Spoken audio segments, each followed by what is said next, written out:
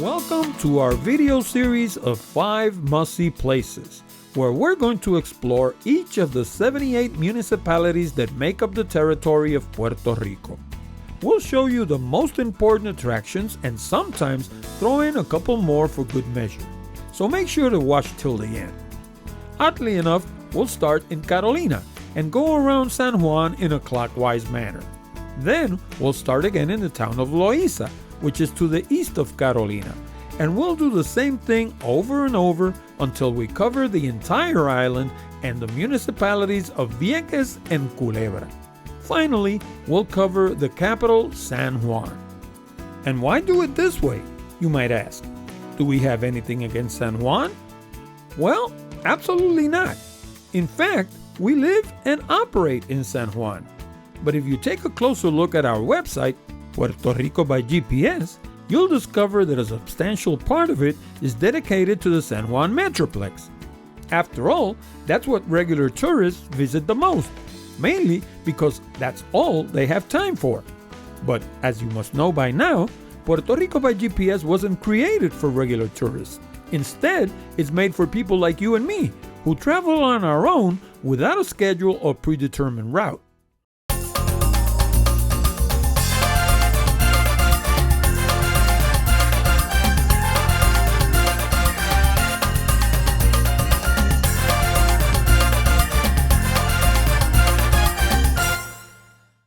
San Fernando de la Carolina, as the town is actually named, is located on Puerto Rico's northern coast, about 12 miles east of Old San Juan. It's the 4th largest city on the island and has a total area of around 48 square miles. The town is known as Land of Giants, or Tierra de Gigantes, because of a Carolinense named Felipe Virriel Fernández, who stood 7 feet 11 inches tall. The locals baptized him as El Gigante de Carolina, or the Carolina Giant. I actually met the guy back in the 80s when I was selling insurance near his home. At 6 feet tall, I felt like a midget next to the guy. Even if you didn't know it, when you arrived in Puerto Rico, you did it through Carolina. That's if you arrived by plane. The Luis Muñoz Marín International Airport call sign is SJU, which according to the FAA stands for Luis Muñoz Marín International Airport, even though there's no S, no J, and definitely no U anywhere in the name.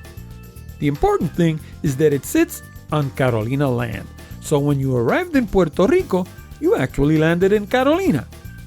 SJU was originally named Isla Verde International Airport because of its location next to the Isla Verde Tourist District. However, it was renamed in February 1985 to honor the late Luis Muñoz Marín, the island's first democratically elected governor. SJU receives over 8 million passengers a year and mostly serves the eastern coast of the United States. It also serves the European and South American markets to a lesser degree. Many U.S. and local car rental companies serve SJU. Just west of the airport is the Isla Verde Hotel District, where you'll find a myriad of offerings for every budget. There are large hotel chains that you'll surely be familiar with, as well as smaller hotels and Airbnbs. My wife and I rarely stay at expensive hotels. Why? Because as a landscape photographer, I'm usually out and about early in the morning, and I return late at night. So we don't care much about hotel amenities since we don't get to use them anyway. However, if beaches and pools are your thing, by all means knock yourself out.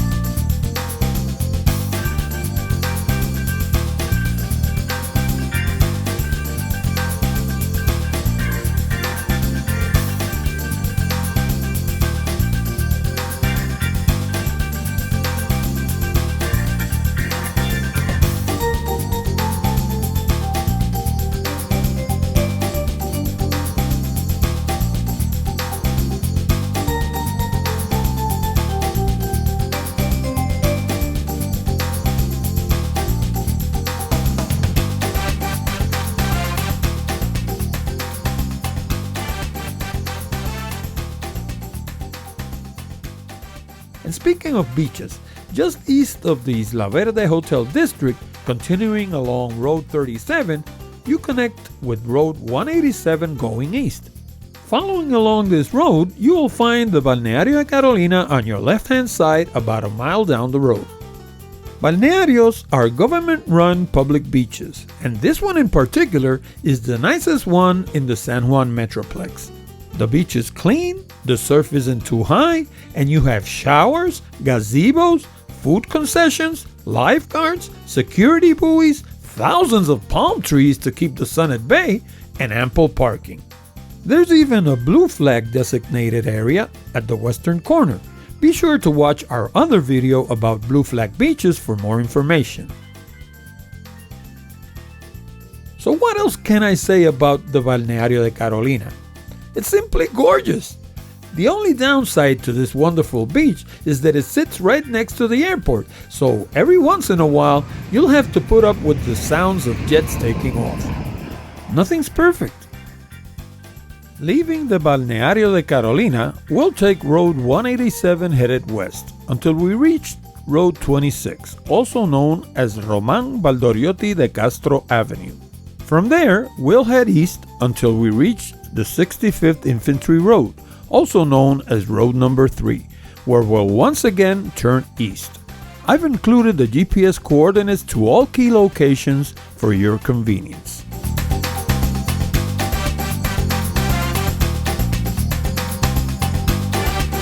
Most of the 48 square miles that make up the municipality of Carolina are residential in nature, with shopping areas and industrial parks peppered throughout the township.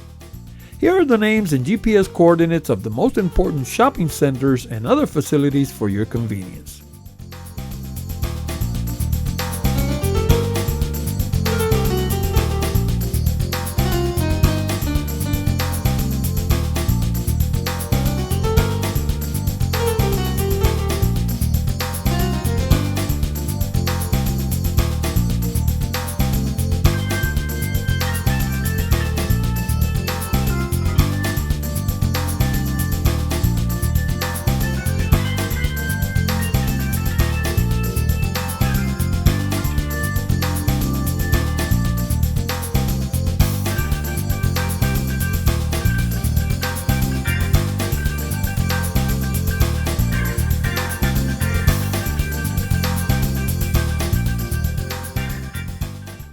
The original town of Carolina sits next to 65th Infantry Road. That's road number 3. If you're coming from the Condado Isla Verde areas, you'll take Román Valdoriotti de Castro Avenue. That's road number 26, going east until you reach the exit towards Carolina East. That'll put you on road number 3. Follow along road number 3 for a couple of miles and you will find the entrance to the old town on your left. I'm including the GPS coordinates for your convenience. Carolina is a small Spanish colonial town with narrow streets established on January 31st, 1857. I have to say that the mayor has done a great job of keeping it in tip-top shape. Like all colonial cities on the island, the Catholic Church sits at one end of the main square and Town Hall sits at the opposite corner. However, in Carolina, the original hall proved to be too small, and the new building actually sits behind the church. There are multiple museums throughout the city that you can explore at your leisure. The 3 that we recommend the most are Galería de los Gigantes, or the Gallery of the Giants, that has 8 permanent exhibitions dedicated to Felipe Virriel. That's the giant guy that I was telling you about a minute ago. Bienvenidos a la Galería de los Gigantes. Adelante, pase usted. Julia de Burgos, Río grande de Eloísa, alárgate en mi espíritu y deja que mi alma se pierda en tus riachuelos para encontrar la fuente que te robó de niño y en un ímpetu loco te devolvió al sendero. Roberto Clemente,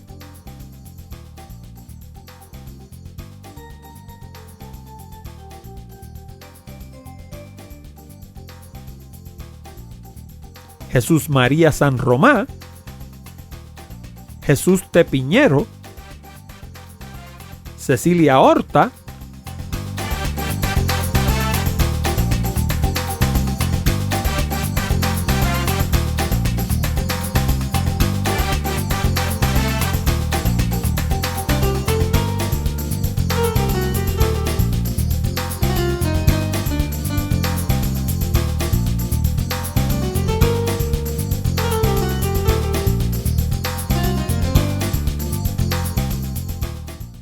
Roberto Alberti,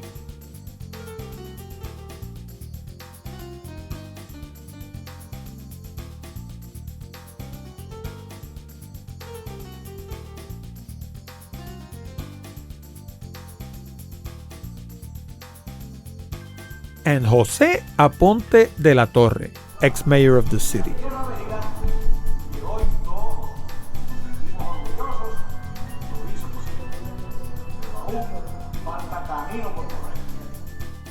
The Casa Escuté Museum, across the street, is Carolina's main cultural center, hosting exhibitions from both local and international plastic artists.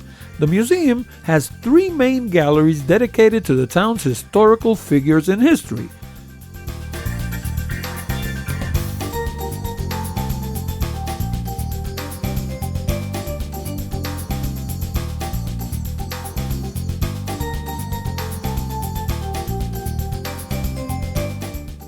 Finally, across the square, you have the Museo de Historia y Arte.